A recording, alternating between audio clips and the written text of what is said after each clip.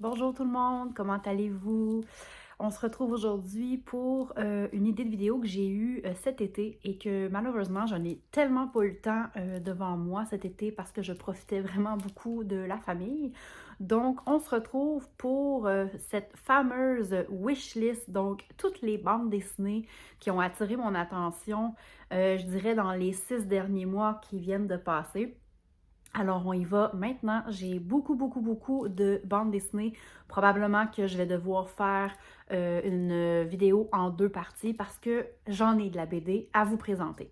Alors, c'est parti, on y va. Alors, je me suis décalée un petit peu pour les bienfaits de la cause que je vais pouvoir mettre les images ici parce que bien sûr, c'est des bandes dessinées que je n'ai pas en ma possession. Donc, on commence à l'instant. Je me suis munie de mon petit carnet justement parce que j'ai peur d'oublier des titres, mais aussi, étant donné que ce n'est pas des livres que j'ai en ce moment en main propre, c'est des livres que j'ai notés au fur et à mesure de mes recherches sur Internet et il y a certains titres que j'ai pas oublié, mais j'ai oublié le résumé. Donc, c'est des bandes dessinées que je vais vous présenter, mais je vais vous mettre tout en barre de description pour que vous puissiez facilement les retrouver. Et je tiens aussi à mentionner que les liens qui sont en barre de description sont des liens affiliés. Donc, pour ceux et celles qui passent par ces liens-là pour faire vos achats, ça me remet un petit 4% dans ma cagnotte et ça me permet aussi d'acheter des livres pour faire d'autres chroniques ici. Alors, ben merci à tous ceux et celles qui passent par ces liens-là pour faire vos achats. Alors, c'est parti, on y va parce qu'il y en a beaucoup. On va commencer par séparer les deux sortes de bandes dessinées. On va y aller par jeunesse ado et on va ensuite y aller avec les adultes. Donc, on va commencer par la section jeunesse.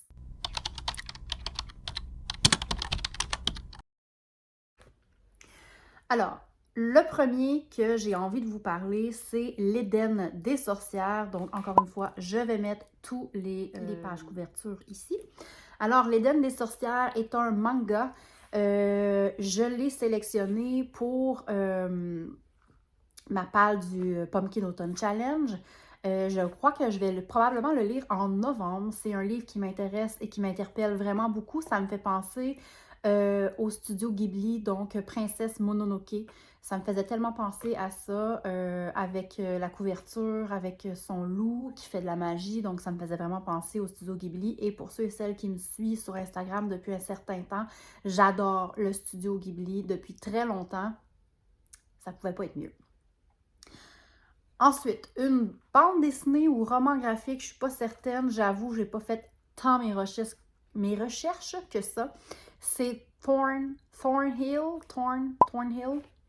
Bref, la couverture, elle est là. Ça a l'air d'être une ambiance sombre, mystérieuse, pas macabre, mais ça avait l'air vraiment à piquer ma curiosité. On est vraiment en ce moment dans l'esprit d'automne. Octobre est quand même assez bien entamé et j'avais vraiment envie de lire des histoires un peu à la Tim Burton, un peu mystérieux, vaporeux, ténébreux. On est vraiment là-dedans. Alors, je crois qu'on s'en va dans une maison hantée, mais encore là, je suis pas trop certaine. Mais la page couverture présente assez bien cette atmosphère-là. Alors voilà. Ensuite, on retourne dans un manga. C'est un manga que j'ai déjà entamé, donc Les Carnets de l'apothicaire. Je suis rendue au tome 4 ou 5 si je ne me trompe pas. J'ai beaucoup aimé les 3 premiers tomes et j'ai vraiment envie de redécouvrir. Alors, je vais repartir la série du début pour être capable justement de garder le fil conducteur d'un tome à l'autre. J'ai la mauvaise manie de lire les mangas trop espacés et je perds le fil de l'histoire. Alors, j'ai vraiment envie de redécouvrir les carnets de l'apothicaire. Et on est dans un esprit d'empereur de Chine, si je ne me trompe pas. Et c'est une jeune fille qui se fait acheter pour devenir la propriété de l'empereur. Et elle va devenir sa guérisseuse, son apothicaire personnel et c'est là qu'elle va comme nous montrer un peu ses concoctions, ses remèdes. C'est magnifique. C'est vraiment sublime. Et d'ailleurs, il y a eu un roman aussi qui est sorti tout dernièrement du carnet de l'apothicaire. Alors ça, c'est sûr qu'elle attire mon attention. Ensuite, ça, je crois que c'est une BD jeunesse, donc très, très jeunesse, là. C'est pas de l'ado, c'est vraiment de la jeunesse. C'est Les Mystères du Lac. On va pas se mentir, c'est la couverture qui m'a vraiment attirée, qui a vraiment attiré mon regard. Les couleurs pastel, punch, l'effet de la luminosité, j'ai vraiment adoré. Et les traits ronds des personnages ont vraiment capté mon attention. Alors, voilà, je ne sais pas si je vais me la procurer, que je vais l'acheter ou que je vais la louer à la bibliothèque, mais en tous les cas, c'est sûr que j'ai envie de lire cette BD-là. Une autre bande dessinée qui pourrait peut-être aborder les mêmes thèmes, c'est... Ben, en fait, les mêmes thèmes, pas vraiment. C'est, là, je regarde ici, La fille venue de la mer. Voilà. Si je me trompe pas, on est sur un thème peut-être qui aborde le LGBTQII+, mais dans la lecture jeunesse. J'en sais pas plus. Peut-être que je me trompe aussi, mais je crois que l'autrice, elle est très investiguée dans cette communauté-là, donc à voir, à voir. Encore une fois, les traits sont très mignons, c'est vraiment un trait de crayon d'illustration qui me plaît vraiment beaucoup. Alors, qui sait, peut-être que je vais tenter bientôt, mais ça a l'air d'être plus une lecture d'été. Peut-être que je vais la garder pour l'été prochain. Un autre manga que j'ai entamé déjà, c'est L'Atelier des sorciers. Donc, je viens de terminer le tome 6, si je ne m'abuse. Je serais rendue au 7. Et je crois qu'il y en a 10 ou 11. Un manga tellement agréable à lire. Mais par contre, j'ai les espaces trop entre chaque tome. Donc, probablement que je vais me refaire la série à un moment donné au complet et je vais toutes les entamer un à la suite de l'autre. Voilà. C'est un manga, bon, qui a un peu le même ton d'Harry Potter. C'est une jeune sorcière, par contre, qui est non sorcière, qui va entrer en... Comment que je pourrais dire ça? Qui va entrer en conflit avec les sorciers parce qu'elle découvre le monde des sorciers et elle va enfreindre la loi par rapport aux sorciers et elle n'aura pas le choix d'en devenir une sorcière. Donc, elle doit aller à l'atelier des sorciers pour être formée par un maître sorcier et elle rencontre des copains et copines et ils vont comme devoir apprendre ensemble la magie, mais cette magie-là elle découle en traçant des pentacles. Donc, à chaque fois, il n'y a pas de baguette magique, c'est les pentacles qui vont créer la magie.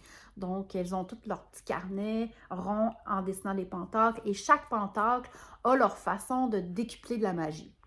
C'est merveilleux. J'ai vraiment trouvé ça intéressant et original de faire développer de la magie. Alors voilà, c'était L'Atelier des sorciers. Ensuite, une bande dessinée que je n'ai pas vraiment entendu parler sur les réseaux sociaux, c'est les Chroniques d'Atlantide. Là, de ce que j'ai vu, il y aurait le tome 1 qui est sorti. Je crois que c'est de Stefano Martino. Là, j'ai pris des notes, hein, je ne sais pas ça par cœur. Voilà. Honnêtement, je ne sais pas de quoi ça parle. Je vais être bien franche avec vous. L'illustration m'a interpellée vraiment beaucoup. Elle me fait vraiment penser aux illustrations des livres de la maison d'édition Le Bouclier, qui est très médiéval, très recherché, très jeu vidéo. Et j'ai vraiment beaucoup aimé cette couverture-là. Donc, elle m'a vraiment interpellée avec son beau cheval, avec un beau paysage de fond comme ça. Je ne sais pas en tout de quoi ça parle, mais elle m'a attirée, clairement. Alors voilà pour les Chroniques de l'Atlantide. L'autre aussi est un manga, et là, confession, j'ai écrit et je me rappelle pas du tout ce que c'est. Alors, je vous mets la couverture là. Il s'agit de Blissful Land. Et j'ai écrit que c'était un manga. Voilà. Alors, vous voyez là, c'est un manga. Il a attiré mon attention. Donc, si elle est là, c'est parce que justement, elle avait capté mon attention. C'est tout ce que je peux dire. Voilà! Ensuite, un autre bande dessinée qui est tirée d'un œuvre classique, c'est Arsène Lupin de Maurice Leblanc. Donc voilà, j'avais vraiment envie de découvrir Arsène Lupin car je ne connais pas, en fait, je connais Arsène Lupin, mais je n'ai écouté aucune télésérie et je n'ai lu aucun livre de ce personnage-là. Un peu comme Sherlock Holmes finalement, et voilà. Il me tarde de le découvrir et pourquoi pas découvrir cette œuvre littéraire-là en passant par une bande dessinée. Alors, les illustrations ont l'air magnifiques. La page couverture en dit long sur la qualité d'illustration. On va dire illustrationnelle, non, pas du tout. J'aime ça inventer les mots. Alors, voilà, il faut que je lis enfin Arsène Lupin. Ensuite, on est complètement dans un autre registre. C'est le sortilège, ou les sortilèges. Ouais, les sortilèges de Zora. Voilà, Pumpkin Autumn Challenge, automne, Halloween, sorcière. Voilà, on est vraiment dans le thème en ce moment. J'en sais pas plus. C'est une petite sorcière qui apprend la magie ou qui est apprentie sorcière. Bref, encore une fois, la couverture est magnifique. Il me tarde de la découvrir.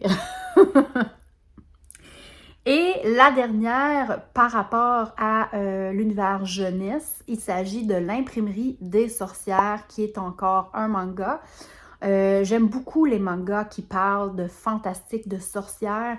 Il commence à en avoir de plus en plus qui sortent. Très original aussi. Donc là, on est sur un univers fantastique où c'est les sorcières qui détiennent un magasin de papeterie ou d'imprimerie ou quelque chose comme ça.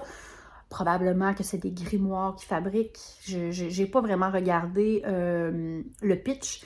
Par contre, l'illustration, encore une fois, est venue vraiment me chercher. Moi, ça ne me prend pas grand-chose. Je suis très visuelle dans la vie. Et une belle page couverture suffit pour me faire pencher vers un achat. Voilà. Alors, c'est ce qui complète les bandes dessinées, romans graphiques, manga, jeunesse. Maintenant, on passe à l'adulte.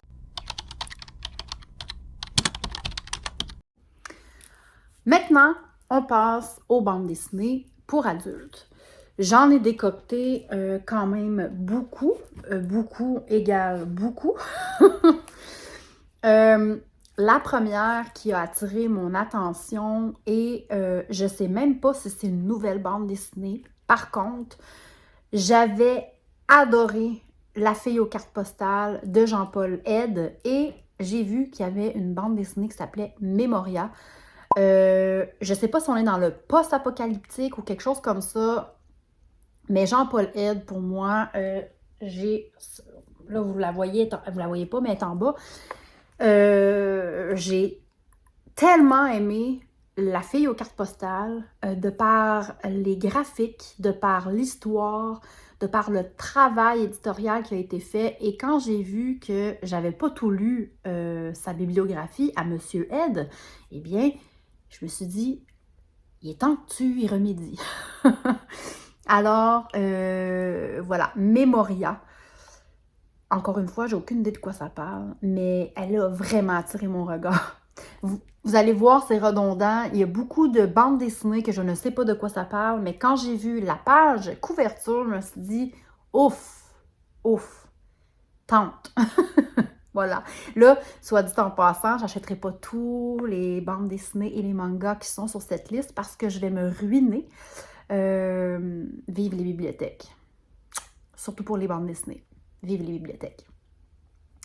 Ensuite, une autre bande dessinée japonaise, je crois. Ben, en fait, le thème est japonais, c'est Les Dames de Kimoto. Écrit par Cyril Bonin. Donc, on est au Japon cette fois-ci. Et voilà, les histoires japonaises m'interpellent énormément. Je l'avais en ma possession, je l'avais empruntée à la bibliothèque. Je n'ai pas eu le temps de la lire parce qu'elle était déjà réservée. Quand je suis venue pour la renouveler, elle devait partir. je m'en étais voulu parce que souvent, c'est ce qui arrive quand je loue des livres et que je n'ai pas le temps de les lire dans le temps imparti et que j'essaie de le renouveler et je ne peux pas. Alors voilà, je vais remédier à ça éventuellement, je vais la lire, mais voilà, quand ma palle va descendre. Mais c'est une bande dessinée qui a vraiment attiré mon regard de par ses couleurs, encore une fois, le trait de crayon, très japonais, très... vous voyez quand les Japonais, les Chinois, quand ils écrivaient sur des parchemins à langue de Chine, ça me fait beaucoup penser à ça. Puis j'ai toujours aimé beaucoup la culture japonaise, donc voilà, ça va être lui. Beaucoup d'explications pour rien. Ensuite, celui-là, par contre, me tente beaucoup, beaucoup, beaucoup. Ça fait longtemps que j'ai envie de les lire, depuis au moins 2 ans. Je les ai vus passer sur plusieurs comptes sur Instagram. Il s'agit de Calamity Jane, en parenthèse, Wild West. Je crois que la trilogie s'appelle comme ça. Et il y a 3 tomes. Et chaque tome est un personnage de l'Ouest, Far West, des affaires comme ça. J'avais vraiment beaucoup envie de découvrir ça aussi. C'est un classique. Calamity Jane est un personnage connu. Et puis, la bande dessinée a l'air vraiment magnifique. Ensuite, l'autre bande dessinée que je ne me rappelle plus de quoi qu'elle a l'air, alors je vous mets la présentation ici, c'est La Louve boréale. S'il est écrit là, c'est parce que c'est sûr et certain que elle a attiré mon regard. Voilà, c'est ça. Mauvaise chroniqueuse que tu es. Mais ça a l'air vraiment génial. Wow! Les illustrations que je me rappelle d'avoir vues sur cette bande dessinée-là, j'ai pas d'idées concrètes, là, mais tout ce qui est là en adulte dans cette liste-là, c'est des bandes dessinées qui sont vraiment venues me chercher au niveau de l'illustration. Parce que bien sûr, je les ai pas lues, fait que je le sais pas. Mais le travail au niveau des illustrations m'interpellait vraiment beaucoup. J'ai aucune idée de quoi ça parle, mais je pense que je l'ai dit, ça fait au moins 4 fois que je le dis. Il va y passer éventuellement, probablement en hiver, hein, parce que boréal, ça sonne quand même hiver. L'autre, c'est celui-là, je me rappelle très bien c'est quoi. Je l'ai vu passer maintes et maintes et maintes fois sur Instagram, à la bibliothèque. J'ai même des amis qui l'ont lu, c'est Peau d'homme. Donc ici, je crois que c'est une réécriture du conte Peau d'âne, mais un peu à la féministe. Donc, une femme qui revêtrait la peau d'un homme, comment qu'elle percevrait ça. Je crois que c'est ça un peu le pitch. Ça a l'air vraiment intéressant. Vraiment, vraiment intéressant. Ensuite, un autre auteur que j'ai lu, un peu comme Jean-Paul Aide, là, que j'ai vraiment adoré sa plume, qui est un peu macabre, beaucoup plus par contre que Jean-Paul Aide, c'est Timothée le Boucher. Donc, moi, j'avais lu Le Patient qui m'avait totalement déstabilisée. Et là, c'est Ces jours qui disparaissent. J'ai essayé de me le procurer à la bibliothèque et à cette époque d'il y a 2 ans, on avait perdu l'ouvrage, donc probablement que quelqu'un n'a jamais retourné la bande dessinée et ils ont racheté la bande dessinée, donc j'ai vraiment hâte de me la reprocurer. Timothée le Boucher est particulier comme auteur parce qu'on dirait qu'il aime ça, nous mettre dans un état un peu malaisant. C'est vraiment le mot. On se sent très malaisé de lire ça, mais en même temps, on a l'impression d'écouter un film thriller, un film pas horreur, mais très psychologique. Moi, c'est ce que j'aime beaucoup. J'aime pas les films d'horreur, les livres d'horreur. Par contre, tout ce qui est thriller psychologique, ou que ça nous fait réfléchir, on sait pas trop les personnages, qui ils sont et comme ils mènent comme une double vie, c'est hallucinant. Donc, voilà, je me tarde de lire le prochain de Timothée le Boucher parce que j'avais vraiment aimé l'ambiance dans laquelle il nous avait mis dans Le Patient. Ensuite, BD québécoises. BD québécoises, on n'en a pas beaucoup ici au Québec, des BD québécoises qui attirent mon attention, qui attirent mon regard, mais celui-là, elle a vraiment l'air touchante. Il s'agit de La Grosse Laide. Là, je ne veux pas me tromper avec le nom, c'est Marie-Noël Hébert. BD en noir et blanc. D'habitude, je suis pas fan de BD en noir et blanc. Par contre, là, on est sur un trait de crayon très effet fusain, effet vaporeux et c'est sûr que l'histoire est vraiment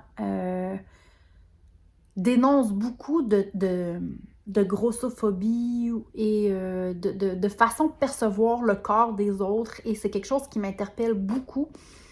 Alors, j'ai vraiment hâte de découvrir la plume de Marie-Noël. Ça sera ma première fois avec sa plume à elle, donc j'ai vraiment hâte. Et elle fait vraiment l'unanimité.